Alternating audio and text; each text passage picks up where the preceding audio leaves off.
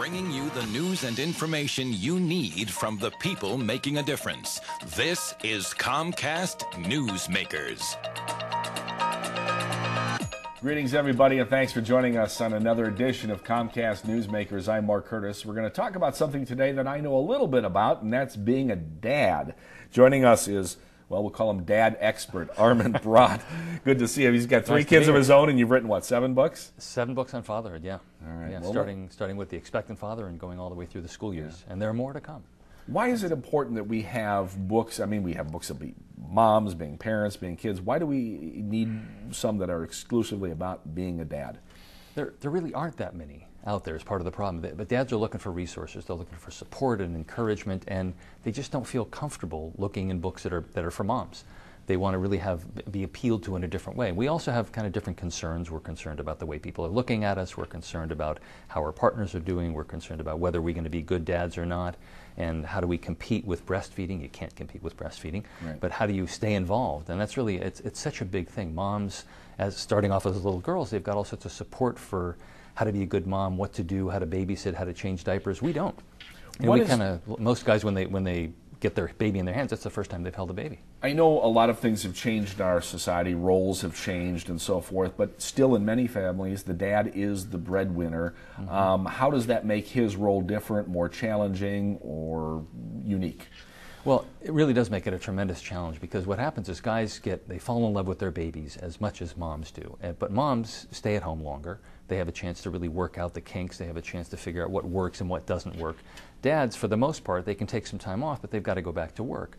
So they lose those skills, and they want to come home and they want to make up for lost time somehow, and that's a hard thing to do. And so trying to figure out how you stay involved with your kids while you're spending so much time at work is a big challenge. It's interesting, though, because we do have some tough economic times now, and there are plenty of people losing their jobs, including dads. What would be your advice to a dad who's lost his job and has to be home a lot with the kids, and in terms of trying to get them to understand? You know, I get that question a lot, and it's from guys who are feeling depressed about that. Then they're feeling that the families are dumping all the dishes and the laundry on them because they're looking for a job. I think that the most important thing is you got to kind of segregate your time and spend some time looking for work, concentrating on that completely, and some time with the kids. And when you're with the kids, be with the kids.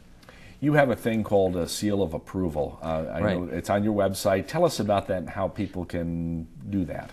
Well, it's called the Mr. Dad Seal of Approval, and it started off because for years I was getting emails from people saying, I don't know what to get for my husband, or I don't know what to get for myself to help me with the kids, and can you recommend something? And so rather than recommending things, which I was doing for a long time, started this seal, which is really looking at products and services that facilitate father-child relationships, that really get dads and kids playing together, hanging out together, spending some good time together.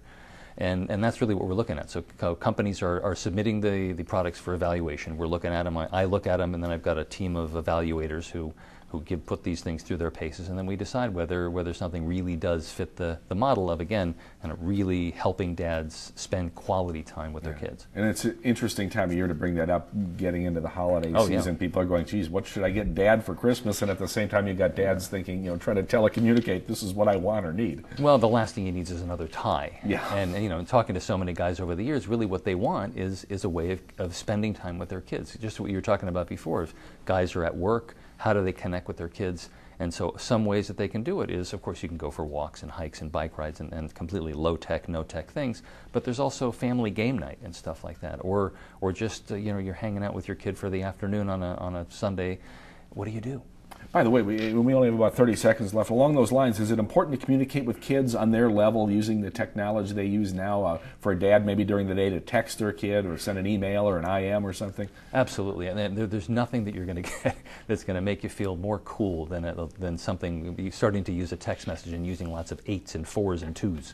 Yeah, my daughter wasn't real thrilled when I popped up on Facebook, but that's the way we communicate too. All right, Armin Brott, thanks for being with us today. MrDad.com, right? My pleasure, Mark. All right, good to see you. And thank you for joining us on Comcast Newsmakers. I'm Mark Curtis.